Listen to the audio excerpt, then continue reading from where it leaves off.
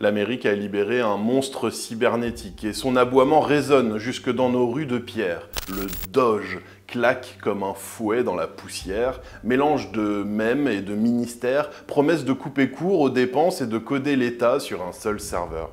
D'un tweet aux airs de manifeste, Elon Musk brandit la tablette où le budget fédéral palpite ligne par ligne. L'algorithme flaire la dépense grasse, la traque, la fracasse, l'efface. En 30 secondes d'annonce, l'auditoire chavire.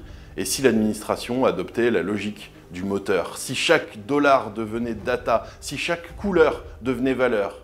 6 mois ont filé depuis que le président Trump a remis à l'industriel le badge rutilant de secrétaire provisoire à l'efficience. 6 mois durant lesquels Washington a vu passer un cortège de consultants en sweat à capuche glissant dans les couloirs feutrés comme des ninjas du cloud.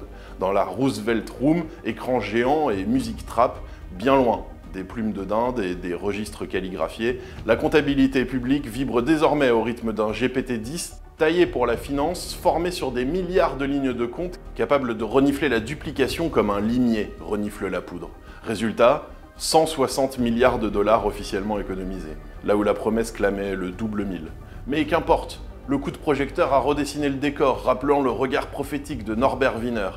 Diriger, c'est savoir où passe l'information. L'information ici coule en ruisseaux scintillants sur des dashboards translucides et la dépense superflue, soudain mise à nu, rougit comme un voleur surpris au matin. Sous le néon cru de cette révolution budgétaire, Tesla vacille. Le premier trimestre 2025 affiche un chiffre d'affaires ramené à 19,3 milliards, un bénéfice réduit à la maigre flamme de 409 millions, soit une chute de 71%.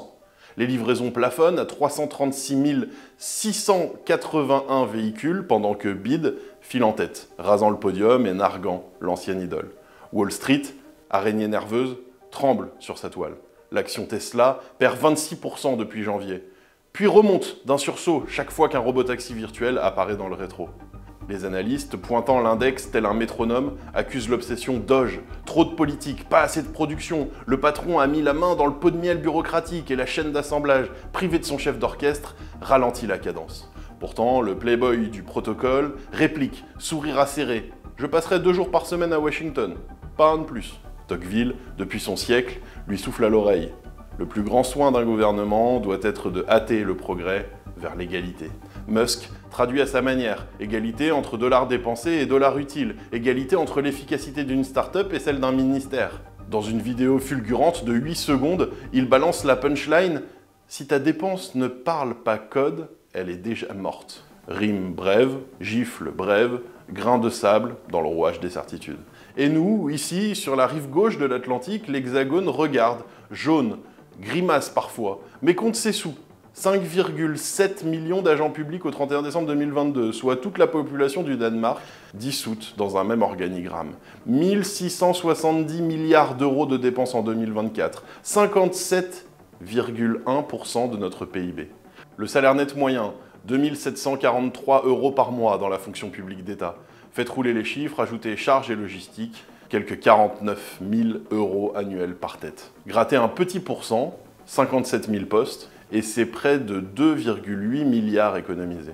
Étendez le rabot d'un modeste 1% sur toute dépense publique et surgissent 16,7 milliards, l'équivalent de 5 années de plan hydrogène et quantique. Ces chiffres claquent comme les rimes d'un rap nocturne, réduire, produire, conduire l'argent vers l'avenir au lieu de voir fondre dans les arcanes d'un passé trop lourd. Mais comparaison n'est pas raison, peste le haut fonctionnaire prudent. Nos procédures n'ont pas la souplesse yankee. Nos syndicats veillent. Notre Conseil d'État murmure des arrêts de sagesse. Soit. Pourtant, la mécanique logicielle demeure universelle. Les jumeaux numériques qui optimisent le modèle Y peuvent ausculter nos hôpitaux. Les réseaux neuronaux qui détectent un défaut de soudure peuvent flairer le surfacturé dans une commande de fourniture scolaire. Joseph Schumpeter avait distillé la formule « L'innovation est ce tourbillon qui détruit pour mieux créer ». Mieux vaut diriger ce souffle que le subir. Mieux vaut coder la dépense que colmater la dette. Déjà, à Bercy, le programme Colbert prépare la relève. Dans une note du 30 décembre 2024, la DGCL annonce la refonte de l'application qui notifie dotations et subventions. API ouverte, couche IA, architecture cloud souveraine, un SIG FIP dopé au grand modèle de langage, en jargon moins baroque, un cerveau commun capable de renseigner Le moindre préfet est d'alerter le moindre élu. Passerelle directe avec Chorus, audit temps réel des crédits. Quand la machine détecte qu'un euro dort, elle le réveille, le reloge, le ménage.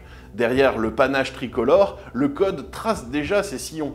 Imaginez, avenue de Ségur, un haut commissariat à l'efficience numérique, dont la mission serait de retirer 10 millisecondes à chaque flux, 5% de carbone à chaque e-démarche, et de publier en open data chaque marché dépassant 5 000 euros. Pas de purge, mais une redistribution des forces. L'employé, libéré de la paperasse, devient architecte de service. Le développeur de script devient gardien de l'éthique. La hiérarchie verticale se mue en réseau horizontal. Voltaire, dans un souffle ironique, rappelle que le travail éloigne l'ennui, le vice et le besoin. L'automatisation, loin de déshumaniser, pourrait libérer l'intellect du fonctionnaire, le tirant du tiroir vers le terrain. Certes, l'ombre d'un revers s'étend. Aux États-Unis, le Doge croule déjà sous les recours pour licenciement abusif et surveillance intempestive. Lorsque le tempo s'accélère trop, les articulations craquent, la vitesse blesse la vertu. Dans notre République procédurale, le garde-fou est prêt. Conseil d'État, CNIL, Cour des comptes, autant de portiques pour filtrer l'excès, arrondir les angles, injecter l'équité. Mais un portique n'empêche pas le passage. Il le discipline, il le purifie. Telle est la leçon, un algorithme ne remplace pas la conscience. Il l'accompagne, tel le compas au navigateur.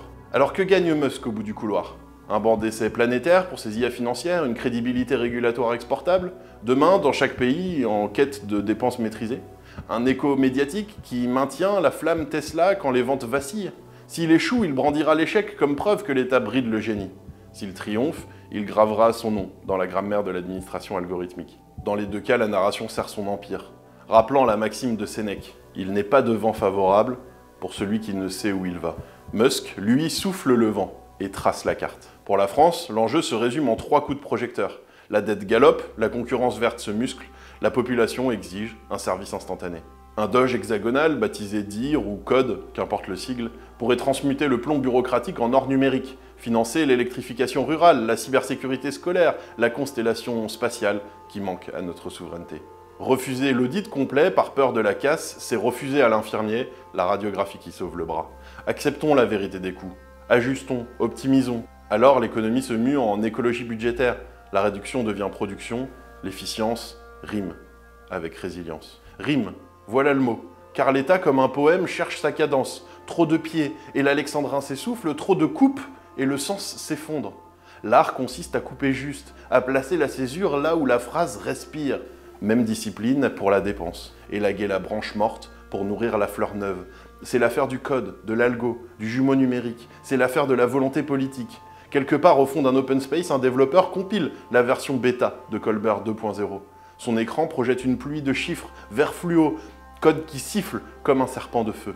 Dans son casque, peut-être, résonne la voix d'Antoine de Saint-Exupéry.